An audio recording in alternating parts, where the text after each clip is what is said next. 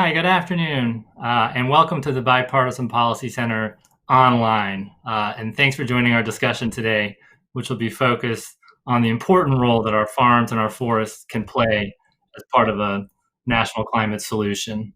I'm Sasha Mackler. I'm the director of the Bipartisan Policy Center's Energy Project. And on behalf of Jason Grumet, who is the Bipartisan Policy Center president, and myself, we'd like to thank everyone for joining us today. For well more than a decade, the BPC has been working on the development of pragmatic, durable federal policies that can accelerate the transition to a low-carbon future in the United States.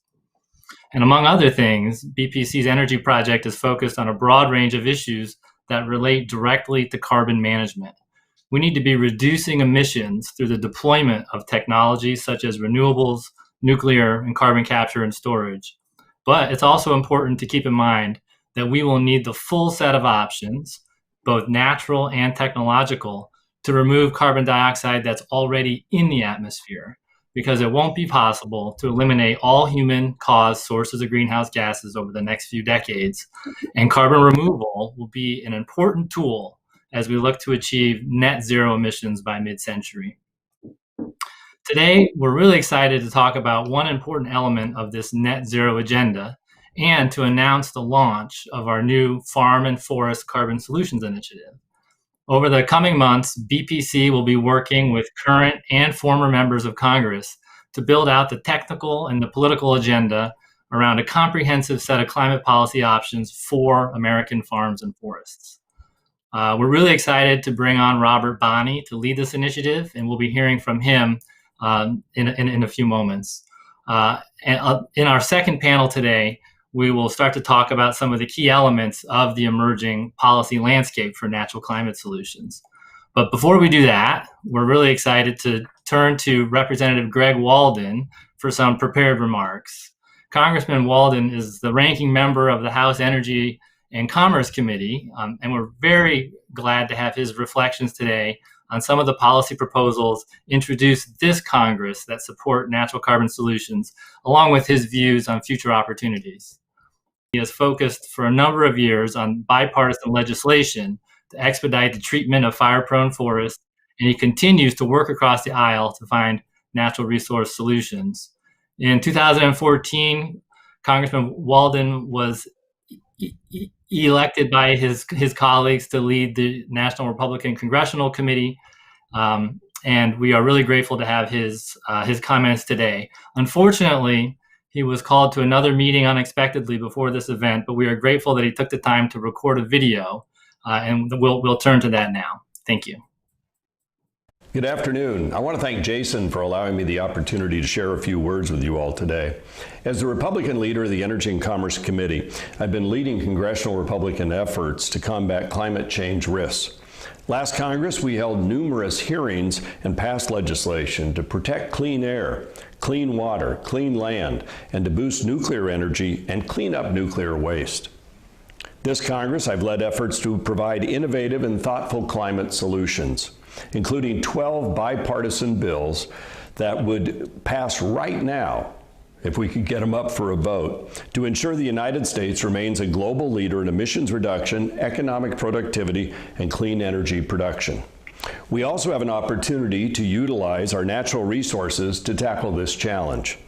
We know from the 2007 United Nations IPCC report that properly managed forests provide the best opportunities for carbon mitigation, while also generating a sustainable supply of wood products and jobs. You know, in Oregon, we've led the nation in sustainable forest practices with the Oregon Forest Practices Act. This law prescribes certain practices, including that 2 trees be replanted for every tree that is harvested. The results are substantially managed private forests that will be here for generations to come. They're sustainably managed, and that's good news for carbon sequestration. Compare that with the Forest Service that estimates more than 65 million acres of national federal forest lands are in need of management and restoration. These poorly managed federal forests are frankly a tinderbox. Millions of acres of forest burn nationwide every year, spewing out smoke and carbon into the atmosphere.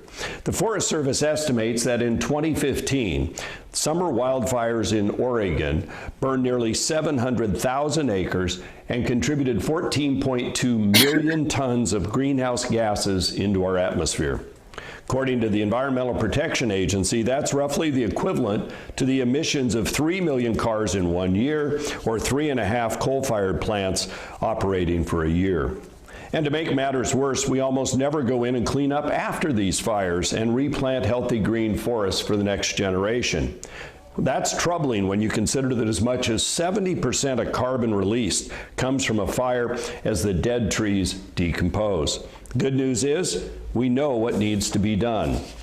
A study by the Forest Service and the Nature Conservancy and in the Sierra Nevadas found that thinning our forests through fuels reduction projects would reduce emissions by as much as 75%.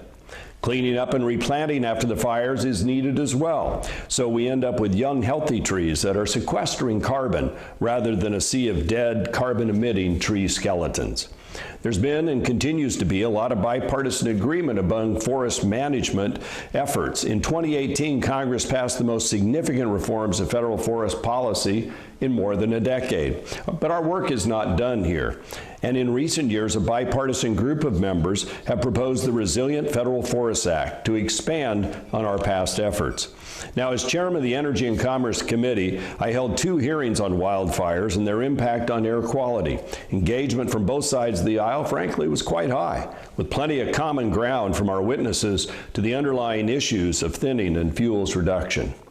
I was glad to see Chairman Frank Pallone continue this effort with a hearing earlier this year on wildfires and the electricity grid. It shows the increasing interest from both sides of the aisle on this issue. Congress has also passed into law incentives like the Timber Innovation Act to encourage the development of new engineered wood products and facilitate the design and permitting of structures that utilize them. Finally, from woody biomass-fueled power plants to advanced biofuels, America's innovators continue to find ways to maximize wood products to develop carbon-neutral energy opportunities. Opportunities in agriculture should not be overlooked either. Farmers and ranchers have long pursued the envelope on techniques and have a vested interest in being good stewards of the land they want to be productive for years and generations to come. Dryland wheat farmers in eastern Oregon, in my district, have long adopted the no-till farming practices that prevents erosion and maximizes water retention. Recently, some of them have been working with the USDA and the Oregon State University School of Agriculture to implement a dryland resilience research project to develop techniques that mitigate climate impacts and bolster soil carbon management. I was glad to partner with my colleague, Senator Jeff Merkley, to advance funding for that kind of research this year.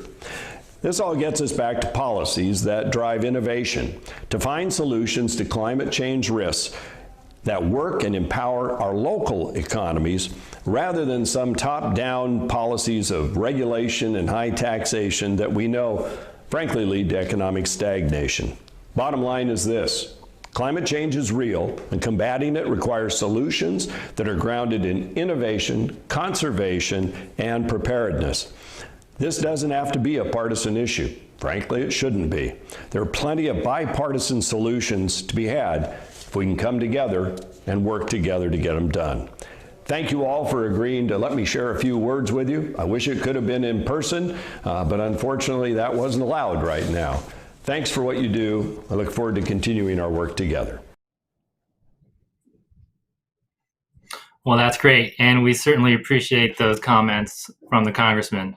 We won't be able to have a question and answer with the Congressman right now, but we are looking forward to a robust dialogue in the next panel. So I think we'll just transition to that right now. And what I'll do is introduce my colleague, Leslie, who will be moderating the panel. She is the Associate Director for Energy and Climate here at BPC and has played a key role in helping to put not only this panel together, but also the larger Farm and Forest Initiative. And so I'll turn things over to Leslie now. Thanks.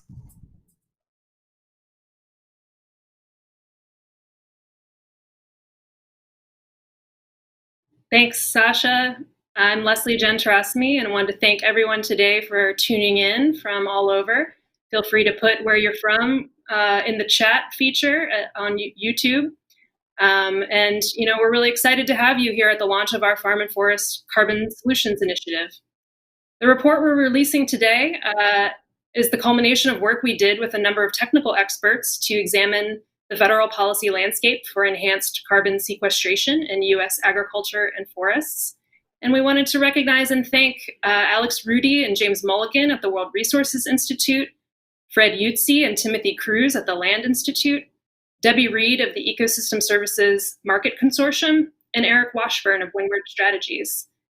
This report is a great resource for anyone looking for an overview of the policy, science, and economic context for new efforts to promote soil and forest carbon sequestration. And it can be downloaded from the Bipartisan Policy Center website at the address we've posted in the YouTube chat, and which you might be able to see on the screen here.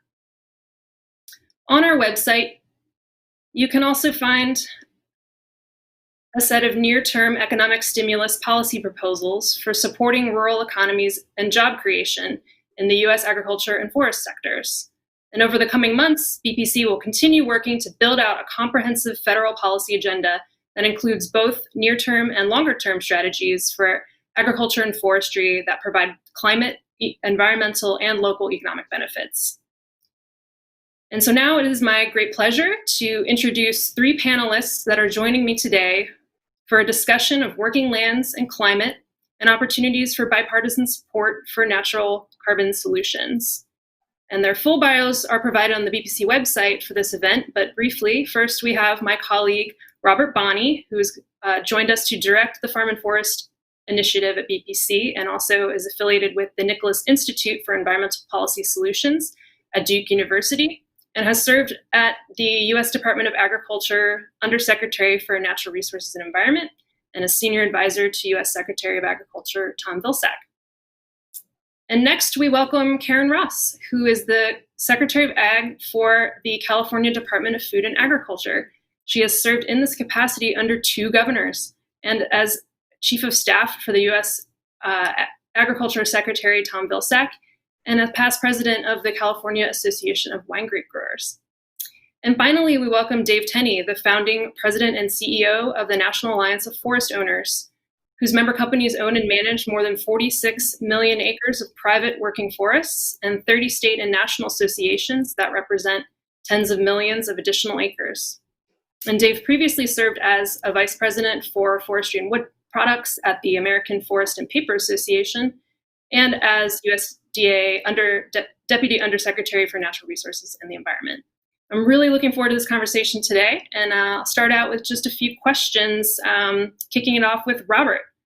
So could you tell us a little bit more about your polling of rural America on the environment and climate change? And what have you found, and how does it inform climate policy for farms, ranches, and forests? Yeah, so thanks, Leslie, and I want to thank Mr. Walden for his remarks, as well as for Secretary Ross, my old boss at USDA, and Dave Tenney for joining us today. So when I left the Department of Agriculture and headed to Duke, I was interested, having worked with rural constituencies my whole career, to learn more about the urban-rural divide around the environment. Is there one? How does it influence the way people think about the environment?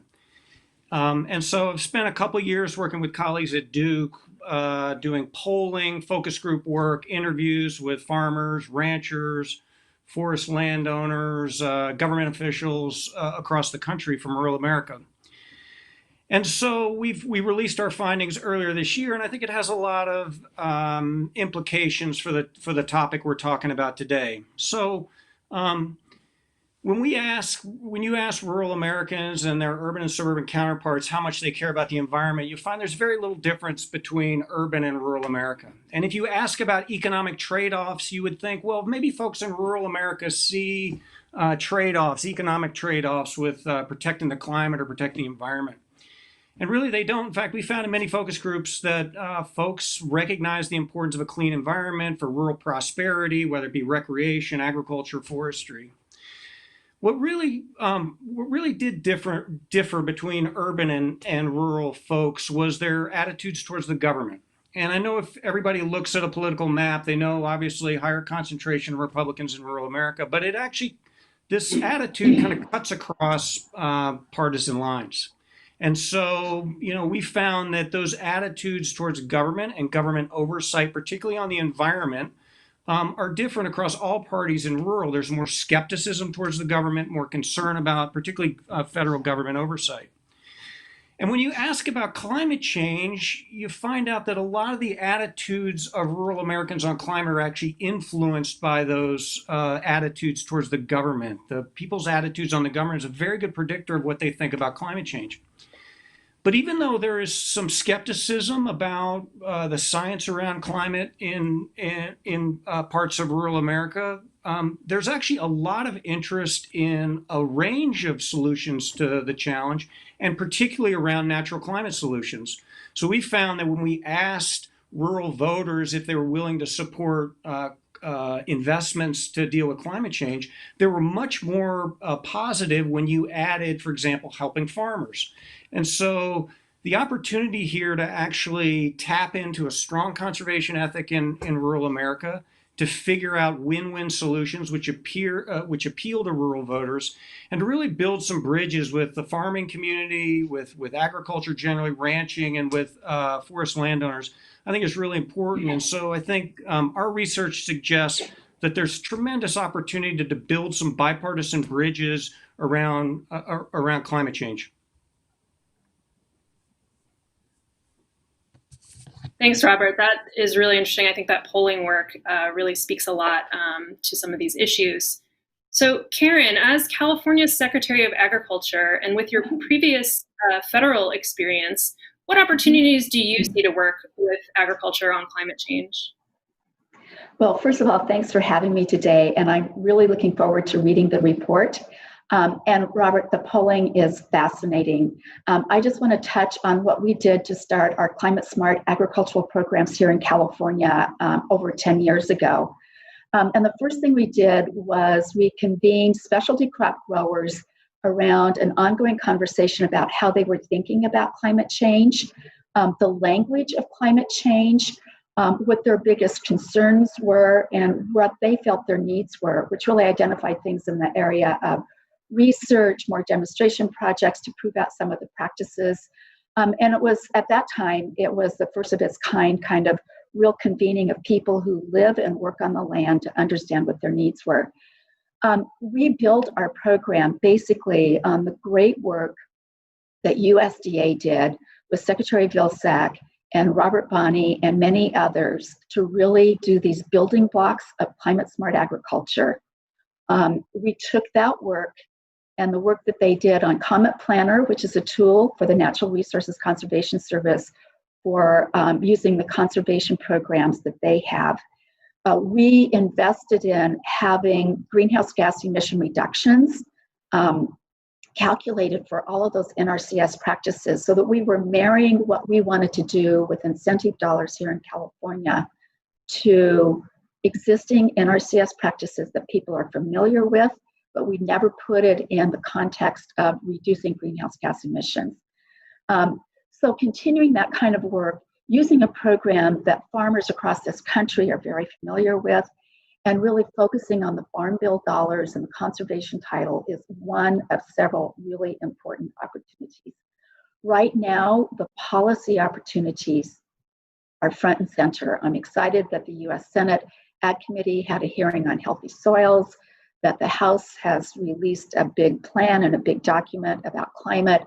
The report that you're doing here today is coming at exactly the right time because we know that climate change is real. And we know that how agriculture is impacted by climate is definitely going to impact our ability to meet the food security future of this country and the world. And that the conservation title is one great tool. But we're also seeing this renewed interest from the marketplace and the private sector, really thinking about their sourcing and having sustainable sourcing and making investments and partnering with agriculture and incentives through the marketplace recognition in the marketplace, and we can't take the marketplace out.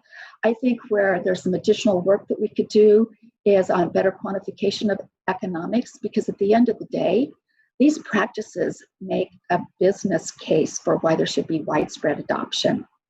Early time is where you need more incentives and the policy signals to say you're on the right path. But once we start to get enough in place, they can be scaled up in a marketplace. And thinking about offsets and the credit markets, green bonds is an area that I think can come to this space. But we can't do it without the great work and the awesome research that has been done historically at the United States Department of Agriculture and its partners through the Climate Smart Global Alliance and other places. So I'm excited about all the ways that we can build on the work that has started and the sense of urgency that we all have to feel, and being able to scale this up, looking at the policy, looking at the next farm bill, looking at partnerships with environmental organizations and marketplaces and consumers. That's the only way we're going to be able to do this. There's never been a better time to do this work and reinvest in it with new enthusiasm and a new generation of people who are thinking about this and understand what we can do working with our landowners in partnership to really address the climate challenge has never been more important and more exciting. Thanks. Thanks, Karen. There was a lot in there, and so I definitely want to come back to you because there's just great topics. But before we do that, I do want to turn over to Dave and talk more on the forest side and in privately owned forests, working forests in particular, we see as a critical part of any effort to address climate change. So in your experience, how do forest landowners look at their role in these opportunities? And are there any differences between small landowners and large landowners? Well, thank you, Leslie. And I want to thank the Bipartisan Policy Center for inviting me to participate today. And in the introductions, I was doing a little bit of calculating. Secretary Ross was Robert's boss at USDA. If I had been at USDA at the same time, Robert would have been my boss. So I think that should set the pecking order pretty well for everybody. But let me talk for a moment about private landowners, private forest owners. Private forestry is one of the best carbon stories in America today, and it has been historically. Leslie mentioned working forests. Let me explain that for a moment. If you look at all the forests in America that are both privately and publicly owned, 70% of the working forests, in other words, the forests that actually provide fiber and wood for mills, are on private land. 90% of all the material that goes into our mills comes from private forests. And those are the forests that are working, are the ones that are providing that material. The question, Leslie, was what is the perspective of the private forest owner, and how do large and small owners relate to each other? Probably the best thing I can say to describe that relationship is that we have far more in common than we have different. If you think about the principles that bind us together, probably the first and foremost principle is that markets and private forests have an intrinsically valuable relationship. Think about what's happened in our country since the 1950s, post-World War II, when we had a boom in our economy. We had an expansion in housing and consumerism. We had basically from that time to the present the greatest expansion in consumption and forest products in the history of mankind. It's been unlike anything we've ever experienced or could even have imagined it back in the 1950s. But what's happened to our forests in the United States during this time has been quite remarkable. Our forest extent, the amount of forest we have in our country, has been pretty steady. It's a stable land base. But the amount of wood we're growing in those forests, the volume of trees we're growing in this forest has increased 60%. Now that's come during a time when we are asking more of our forests than we ever have in the history of the world. So why is that? It's because markets and forests work together. And that's probably the most important thing that I can say to you, is that it's a relationship between forests and markets. When markets for forest products are strong, forests are there, and they continue to contribute, and they continue to grow. It's economics.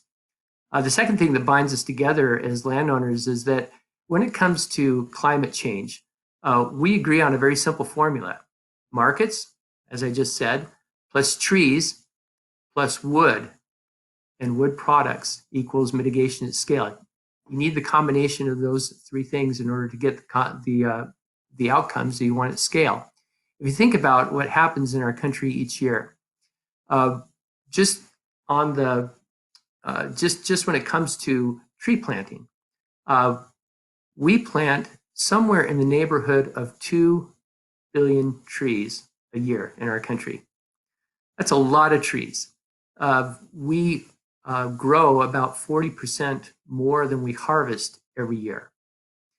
And we build a lot of things out of wood. When you combine the carbon benefits of the carbon that's sequestered in those trees and the carbon that's stored in that wood, today we are offsetting about 15% of our industrial emissions nationwide from the net carbon that comes from tree growth and carbon that's stored in wood products.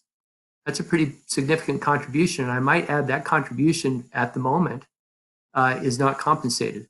That's a contribution that our forests and our products are providing to the country more or less free of charge. The third thing that binds us together is this combination of what I would call the three S's. It's the sequestration in forests, the storage of carbon in wood products, and the substitution of those products for more carbon-intensive alternatives. That's something that we understand very well, and it's a contribution that we want to continue to make, and it's something that will underlie policy going forward, as we'll discuss later on. If we differ in anything, it's scale. A large private landowner that operates at scale already will continue to operate at scale and can do things at scale. Small landowners need to aggregate in order to produce scale. And so as we're thinking about working with landowners of all shapes and sizes, especially for the smaller landowner, we need to think about how to enable them to aggregate their contributions so that they can produce outcomes at scale.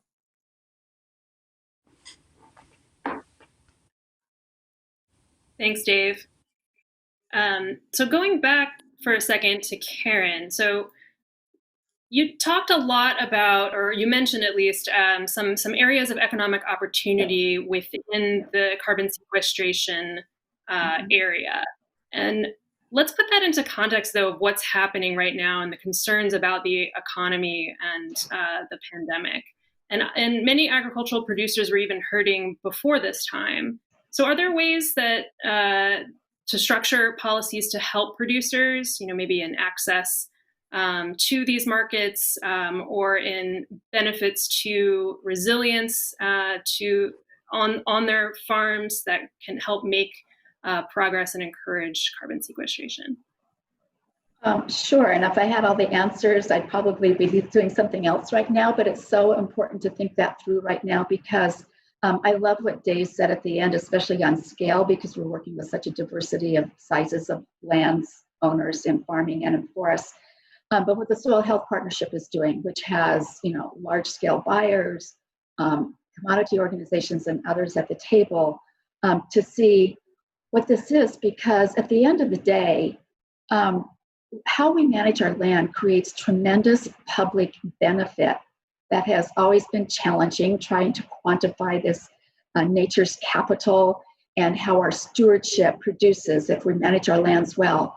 We're not only ensuring food security, which is a very significant issue, but also preventing runoff and nitrates getting into groundwater. So we're improving our groundwater quality, our air quality, habitat for species, preventing invasive species from getting a hold.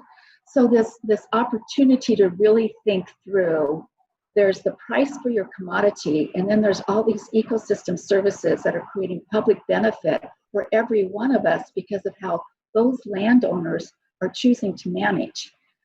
Some of it may have some capital outlay, and that's why the cost sharing programs through NRCS are critically important.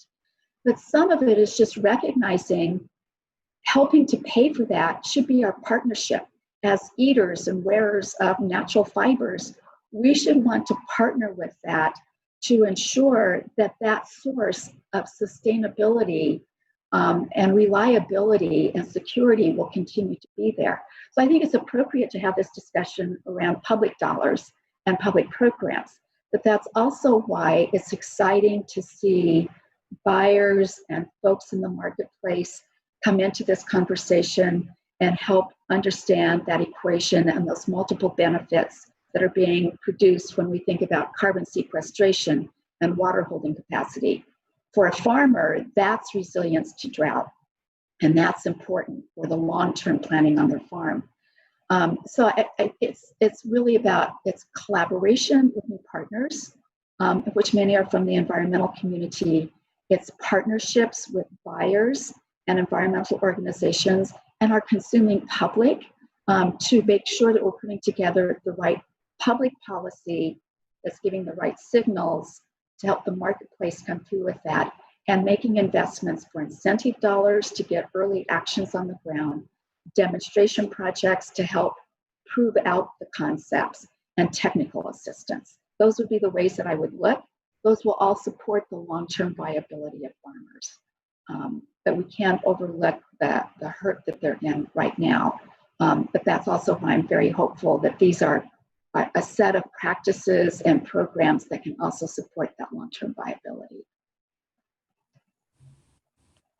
Yeah, Dave, same reflection.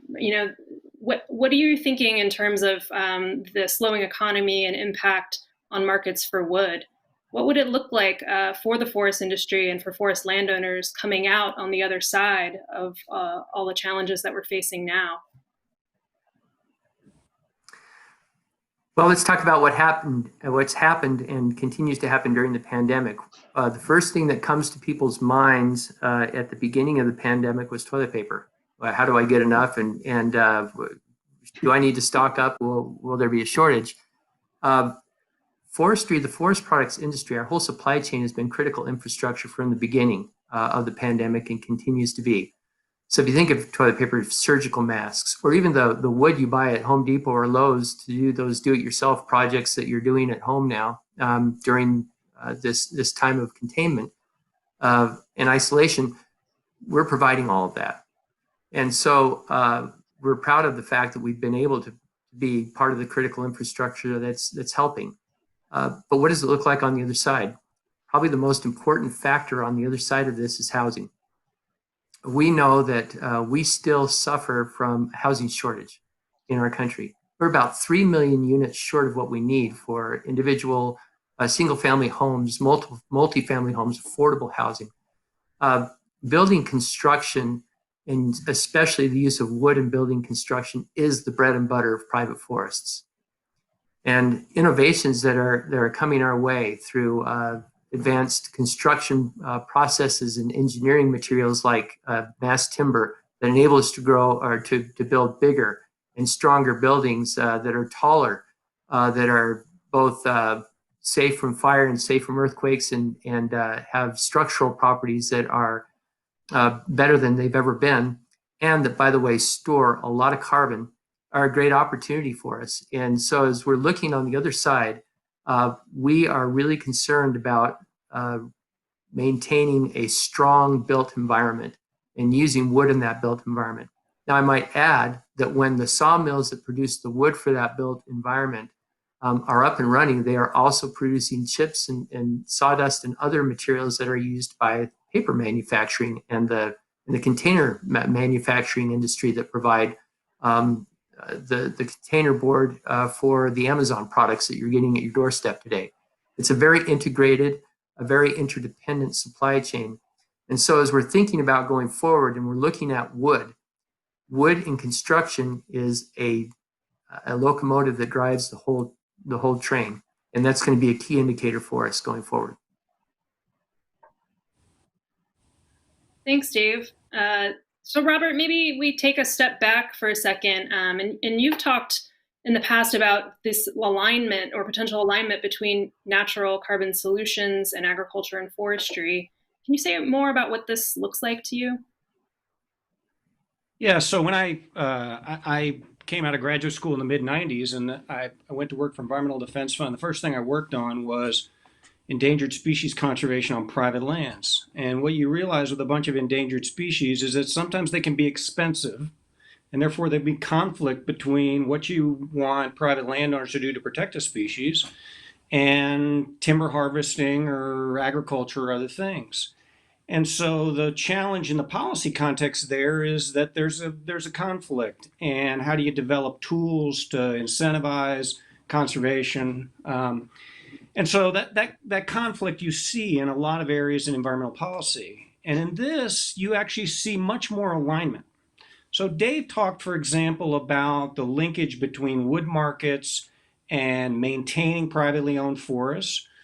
We've got people that are investing in forests, that are planting trees, that are growing forests to produce wood, and that alignment is not only benefiting their bottom line and the ability to manage those lands in a way that is profitable, or that if you're a small family forest owner, that allows you to maintain your land, but it also is increasing carbon sequestration, and then as a result, it's helping mitigate climate change. And so there's alignment between many of the things we want done in our working forests and what we want to see done for climate.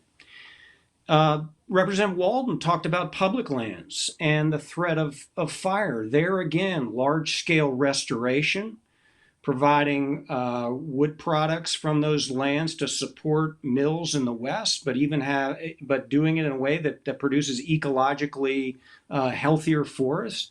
There's alignment there. There's alignment between what we want to see done for climate and what can be beneficial to rural communities, to the forest industry, and others.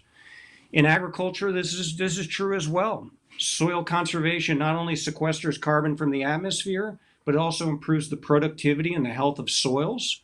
It responds to some of the things that Karen talked about, where you've got consumer companies and others that are interested in their supply chain and sustainability issues. The dairy industry has stepped out in a major way in taking commitments around climate change. There too, there is some alignment, the ability to capture methane, to turn it into energy, to create new revenue sources for dairy farmers, and for them to respond to their customer demands as well. And so, unlike a lot of places that we've seen in environmental policy, there is a lot of alignment between the types of practices we want to see in agriculture and in ranching and in forestry, and what's good for the climate. That doesn't mean that they're free. It doesn't mean that we don't need to provide the research that Karen talked about, the incentives, knowledge, thinking about things. How do we bolster markets for wood products and other things?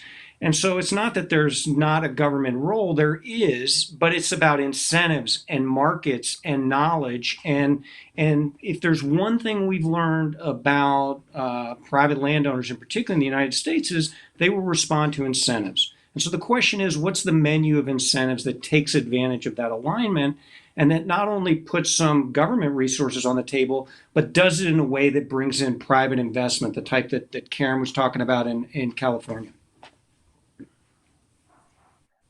So can I just add to that? I mean, that's so right on point. The importance of really seeing where those alignments are, and the difference between creating policy that signals carrot and stick, you shall do this or else, which can never recognize the vast diversity of scale of farming or forestry, or the business model that each person has.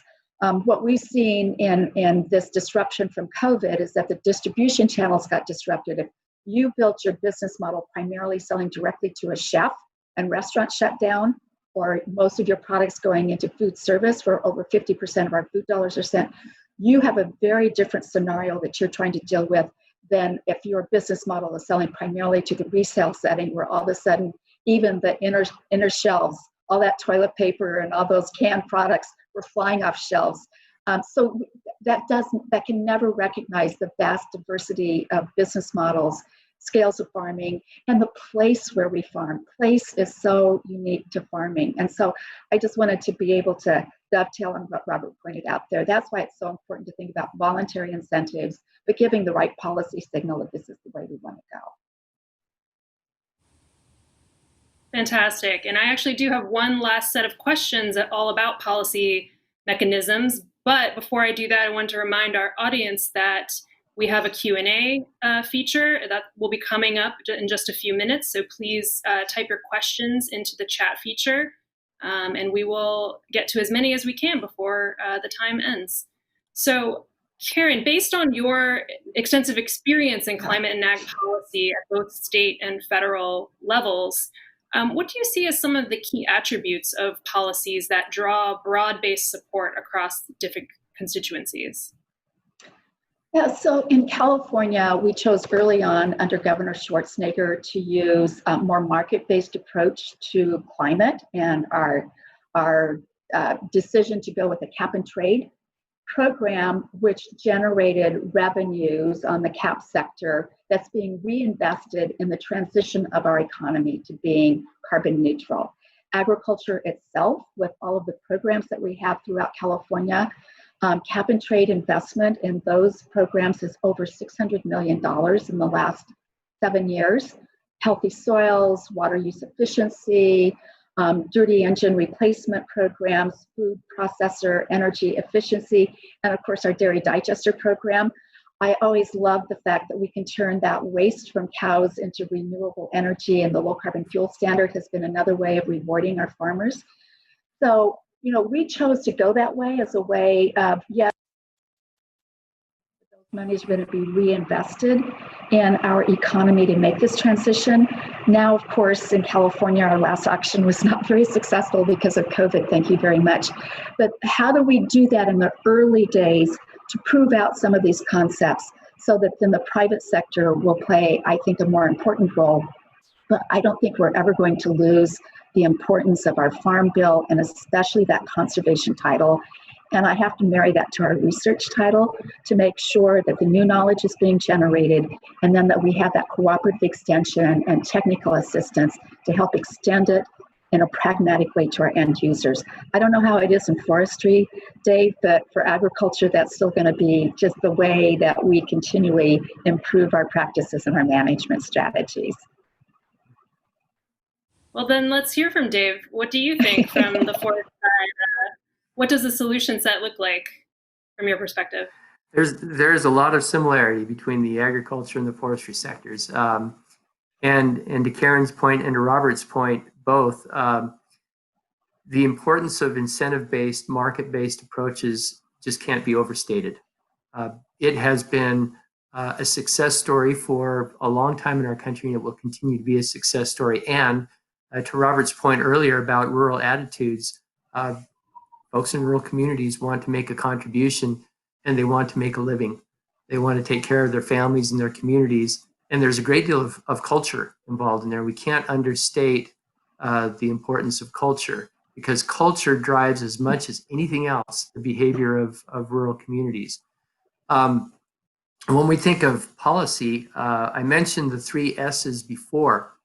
When you're thinking about forestry, if you want the full mitigation benefit, and I'm sort of quoting the IPCC here, if you want the full mitigation benefit, you have sustainably managed forests that are sequestering carbon. You have a strong forest products market that is storing carbon. And then thirdly, you have the substitution of those products for other more carbon intensive alternatives. When you have all 3 of those, you are hitting on all cylinders. And so a policy that is going to be complete will contemplate and incorporate all 3 of those concepts. Now, there are a few other things that are important to landowners in order to make it work. We need to be able to encourage broad-based participation. There was a question that Leslie asked earlier, the difference between large and small landowners. We need policies that will set a playing field so that everybody can participate. And that means that they have to be simple enough so that people can have a point of entry and no barriers to entry. So a complexity in this case, there will be some. We're talking about carbon after all, but we can overcome that. And we should be encouraging rather than discouraging the participation. The second is focusing on outcomes. We need to be able to show and produce real carbon outcomes. We can measure our carbon outcomes. We're fortunate in the forestry sector to have some of the the best measuring tools in the world through the Department of Agriculture's Forest Inventory and Analysis Program that helps us measure carbon and a lot of other attributes in our forests. But those outcomes are critical. We need to be able to focus on the outcomes. Outcome-focused policy also enables a lot of flexibility and innovation. The third thing is integrity, and this goes back to the research that Karen was talking about. We have to be able to prove it. If it's going to survive in a marketplace with confidence, we need to be able to prove the carbon. And so we want to be able to measure it with integrity and show everyone who makes claim, everybody who is worried about that claim, that that carbon is real. And then finally, we want to encourage that private sector investment. There are companies that are making commitments today, big commitments, to carbon neutral footprints. So as a company like Amazon or Microsoft or pick a FANG company or a lot of other big national or international brands are making their commitments, they're putting resources on the table and they're looking to natural solutions to accomplish a big part of their commitment. That's going to invite innovation. We want that capital to come to the table and we want to encourage it. And if there are companies or organizations that are early actors, early adopters, we want to reward that and make sure that they can have confidence in those innovations they're bringing to the table. All right, Robert, you get one last final word before the Q&A portion. So can you talk about where the policy community should be focused and where you're seeing real opportunity for harnessing the growing bipartisan interest in these topics? Sure. And, you know, it's interesting because I think for 20 years in this space, we've largely assumed that we were going to have some sort of a market-based approach, and that largely we were going to finance agricultural activities, forestry activities through an offsets program where, private businesses were going to purchase offsets from farmers, ranchers, forest owners. And that may be part of the policy, but frankly, just as there's been a lot of growth and interest in natural climate solutions and climate policy more generally, there's probably more uncertainty today and then around exactly what the mechanisms look like. And so it's clear that we need to have policies that support market-based approaches along the lines that Karen talked about, along the lines that Dave talked about with accountability and measurement and all those things. But I think we're looking at a larger solution set than maybe we were looking at 10 years or more ago, where we're sort of not in offsets world anymore. Maybe offsets are going to be an important tool in both the market, maybe the compliance market. But I think we have to look at a broader set of incentives. Are there ways, as Karen alluded to tweak Farm Bill programs in a way that can provide more value for climate change? Are there other things we could think about? Could we think about new finance mechanisms at USDA, a bank or another financial institution that actually helps incentivize, puts liquidity into the market for these types of activities?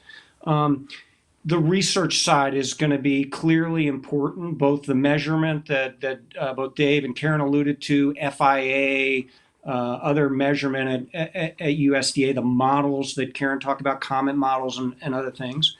And then we're also going to have to think a lot about outreach and outreach to large and small landowners, and particularly tribes, beginning farmers, minority farmers, and other folks. We're going to have to think about specific resources to make sure everybody can play here. And just to underline what I've said before and others have said, regulation isn't going to work well in this area. There's too much diversity in agriculture. There's too much diversity in forestry. This is going to be about incentives. It's going to be about the design of incentives. It's going to be about how we deliver those. Can we take advantage of existing networks of conservation groups and states and commodity groups and other folks on the ground that are working directly with landowners and producers? And so that outreach piece is going to be critically important. We don't need a huge addition to the federal bureaucracy to do that. We can figure out ways to partner and collaborate to work with states like California and others to deliver these things. And then we need to think broadly about investments in things that actually support these. For example, rural broadband is going to matter for precision agriculture, for other things that can help advance climate policy. Markets for wood products are going to be important on the forestry side. So, I would say a decade ago, we were fairly focused on a narrow set of policy. Today, I think we're looking at a much bigger frame. And we need to think about this not just as climate policy, but as actually rural development and a way to think about working with rural communities to keep agriculture and forestry viable and to do so in a way that creates climate benefits. Can I just say thank you, Robert, for mentioning the equity issue here, because it's extremely important. Impacted communities of color, some of our pockets of poverty that are in rural communities, and having this equity lens is absolutely crucial for us going forward. As we go through economic recovery, we don't want to just recreate what we've had. We want to be better, and we want to be more inclusive and recognize that diversity. We do socially disadvantaged farm set-asides for all of our climate smart programs because we want to make sure everyone has an opportunity to participate. So thank you for saying that. Well, Karen, you've really anticipated some of the Q&A that's coming in here in my feed. Garish wanted to make sure that we're thinking about policy solutions that can help all types of farmers rather than primarily the large-scale industrial operations. And it's we talked a little bit about the differences between small and large forest landowners, but we didn't really talk about that on the ag side. Yeah. One of the things we've had a lot of success with the last 3 years, it was started as a pilot program and we fell in love with it, is we worked with our Strategic Growth Council for some technical assistance dollars. So we partnered with our UC Cooperative Extension that created 10 positions called Climate Smart Ag Community Educators. So they're postgraduates. They are people, many of them have worked overseas in agriculture and the Peace Corps or other kinds of programs, and they are multi-linguistic skilled, which I'm definitely not. I can barely spit out English sometimes. And they have done such terrific work in the communities where we have the largest percentage of socially disadvantaged farmers to really provide that technical assistance, help them with the applications, make sure they know about our programs, find the ones that work best for them, and then if they get those grants, and those incentive dollars, making sure that they can help with the verification and the paperwork that comes. If you're going to get public dollars, there's always going to be a trail of paperwork to follow it. So that's just one example that's really for us had big payoff. There are a couple questions coming in, I think, that relate to some of the research topics that were introduced in our discussion. And so on the side of tree planting, Jessica Zions had a question about where might additional tree planting occur such that there's no competition with food production? Well, I could probably take a stab at that. When we think about tree planting, it's important to note that the footprint where we're planting trees now can actually grow more trees. There are market signals that actually tell landowners how many trees to grow. They've been doing it for a long time, and they'll respond to those signals. If there are more signals or stronger signals to plant and grow more trees, then they will. And they're very good at it. Now, if you move off of that footprint, and I think that's the heart of the question, where else would we go? There are places where we can grow more trees. And if we do it carefully and thoughtfully, we not only provide a benefit to the environment, but we're also not interfering with the present marketplace, because we got to be careful that if you grow just a bunch more trees and they enter the marketplace, well, what that does, it drives down the value of the trees that are there and puts pressure, economic pressure on landowners to convert that land to other more economically productive uses. So we don't want to do that. We have to be careful there. But there are places like riparian areas We use trees to clean water. If there are places to grow trees in riparian areas, and there are plenty of them, there are plenty of places in this country where we can control and better manage nutrients, for example, that enter the water through trees. That would be a place where we could grow trees that would benefit water quality, that wouldn't interfere with the marketplace, and that would have a variety of environmental benefits, including sequestered carbon. Yeah, and I would just add to Dave's point that he's exactly right. This market question is important. If we plant a bunch of trees and drive down timber prices, we could have some perverse incentives. Thinking about places where we can plant trees that don't add substantially to a timber supply are going to be important. There's a lot of interesting work we could do about longleaf pine restoration in the South, protecting bottomland hardwoods in the Mississippi Delta. There are places where trees are going to we can have an enormous ecological and wildlife impact that maybe we don't contribute quite as much to supply. And to Dave's point about riparian areas, that's a critically important point. And we ought to look to those places to drive incentives, because we can maximize the types of ecosystem service benefits that Karen talked about earlier, and at the same time drive some really interesting climate solutions. Karen, it seems like California has done some really cutting edge research and quantification of carbon sequestration from specific agricultural best management practices that you mentioned early on. This is a question from Tim Maloney.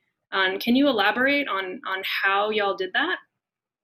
Sure, I would love to take credit for that, but I have to give credit to USDA, who started working on these kinds of projects a number of years ago, but they really came to fruition during the Obama administration. There was a lot of effort put into that, and I think that's because of the leadership of then Secretary Vilsack and people like Robert Bonney that were there.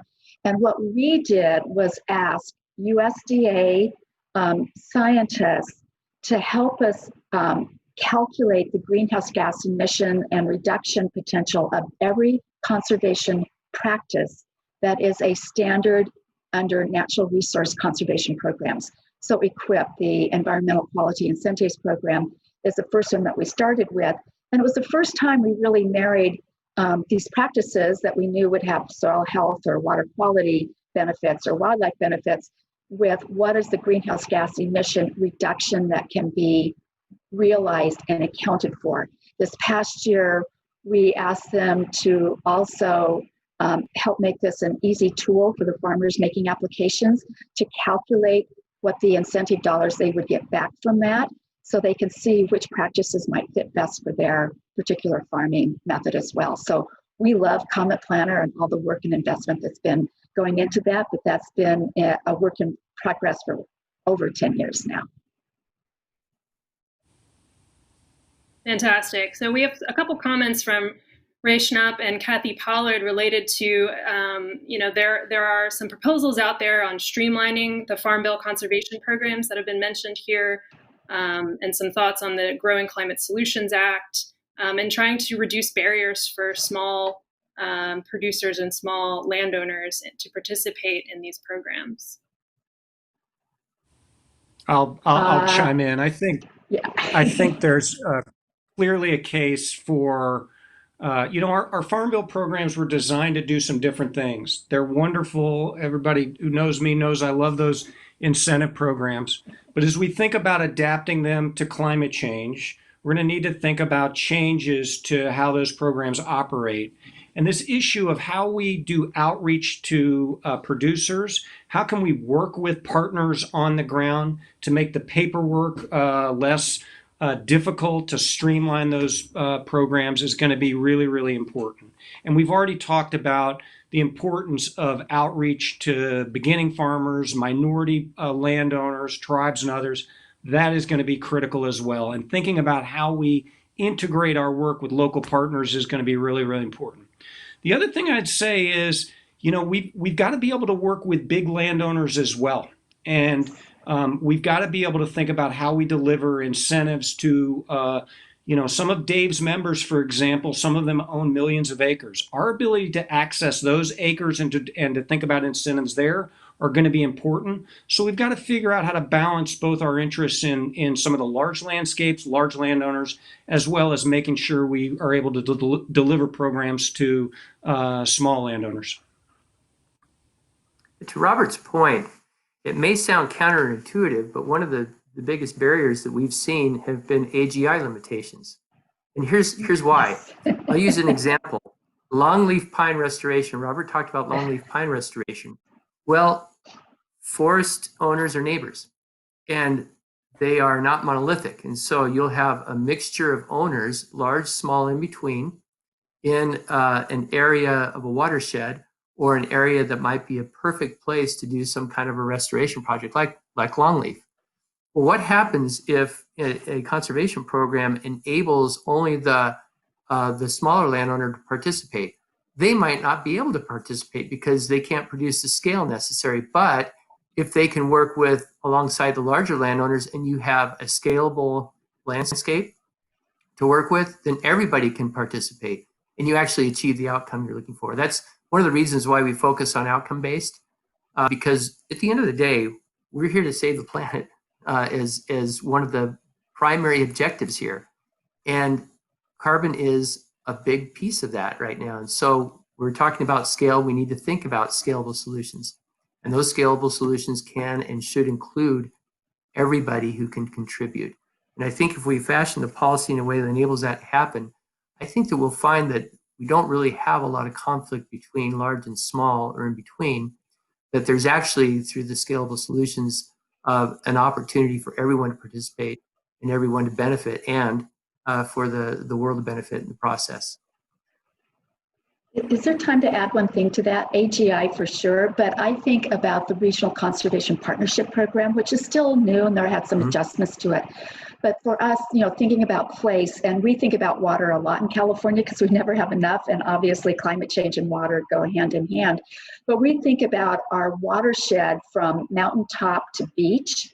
And if we were to think about how we can use that kind of a concept, so there could be forest owners and farmers thinking about soil health and tree health, but we're thinking in a more place-based, but maybe even a larger scale watershed approach, we could find a way, I'm sure of it, to include farmers and foresters of all sizes to really think about the biggest outcome possible from that particular place. And I think those kinds of programs are things that we should continue to invest in and do some more pilots with.